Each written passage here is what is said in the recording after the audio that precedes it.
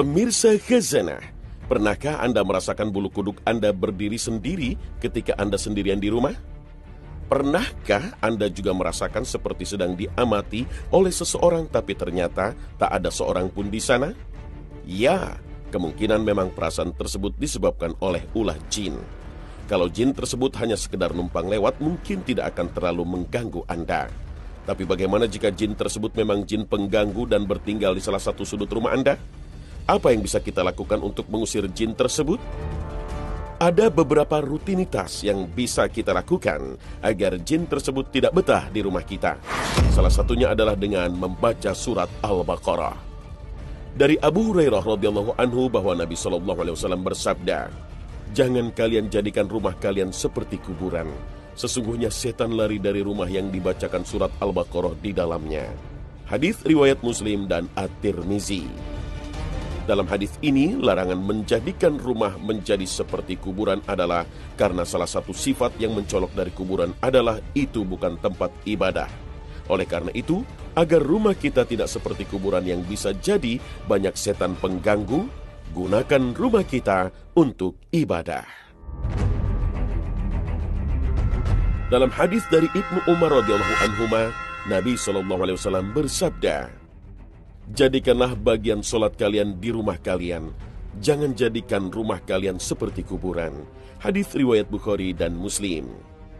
Yang bisa kita lakukan selanjutnya adalah tidak mempedulikan segala bentuk gangguan tersebut. Sikap cuek, tidak peduli, ternyata menjadi salah satu cara ampuh untuk mengusir setan. Setan selayaknya manusia. Ketika dia mengganggu kemudian tidak digubris, bisa jadi dia akan bosan untuk mengganggu Anda. Ketika Anda mendengar atau melihat ada sesuatu yang mengganggu, jangan diajak bicara, tetapi mintalah perlindungan kepada Allah dan berdoa kepadanya.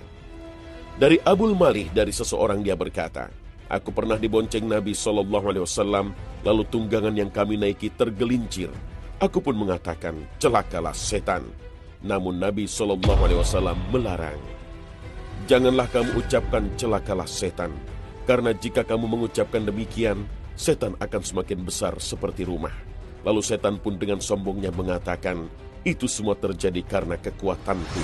Akan tetapi ucapkanlah Bismillah. Jika engkau mengatakan seperti ini, setan akan semakin kecil sampai-sampai dia akan seperti lalat." Hadis riwayat Ahmad dan Abu Daud. Hal kecil lainnya yang mungkin perlu dibiasakan adalah berdoa ketika masuk ataupun keluar rumah. Meskipun kelihatannya remeh, namun hasilnya luar biasa. Dari Jabir bin Abdullah radhiyallahu anhuma, Nabi SAW bersabda, "Apabila ada orang yang masuk rumah, kemudian dia mengingat Allah ketika masuk dan ketika makan, maka setan akan mengatakan kepada temannya, tidak ada tempat menginap dan tidak ada makan malam. Tapi apabila dia tidak mengingat Allah, Bismillah, dan jangan lupa ucapkan salam ketika masuk, maka setan mengatakan, kalian mendapatkan tempat menginap." Hadis riwayat Muslim, Abu Daud, dan lainnya. Dari Jabir bin Abdullah radhiyallahu anhuma, Nabi SAW memberikan banyak saran agar kita tidak terganggu setan. Salah satunya, tutuplah pintu dan sebutlah nama Allah, karena setan tidak akan membuka pintu yang tertutup yang disebut nama Allah. Hadis riwayat Bukhari, Muslim, dan lainnya. Banyak ulama yang mengartikan hadis ini bahwa kalimat Bismillah sudah cukup ketika kita menutup atau membuka pintu rumah kita. Kemudian ketika kita keluar ada satu doa yang ringkas, mudah dihafal, tetapi khasiatnya besar. Bismillahi tawakkaltu ala Allah, la hawla wa la quwwata illa billah. Dari Anas bin Malik, sesungguhnya Nabi SAW bersabda, "Jika seseorang keluar dari rumahnya dan membaca, Bismillah, aku bertawakal kepada Allah Subhanahu wa Ta'ala, dan tiada daya dan usaha kecuali dengan izin Allah, akan dikatakan pada waktu itu, engkau diberikan hidayah, dicukupi, dan dilindungi.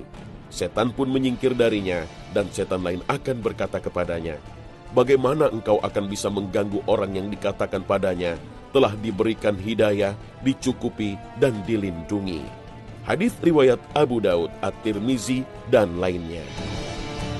Selain itu semua, Ada beberapa tips untuk meruqyah rumah kita agar jin yang memaksa tinggal bisa segera keluar.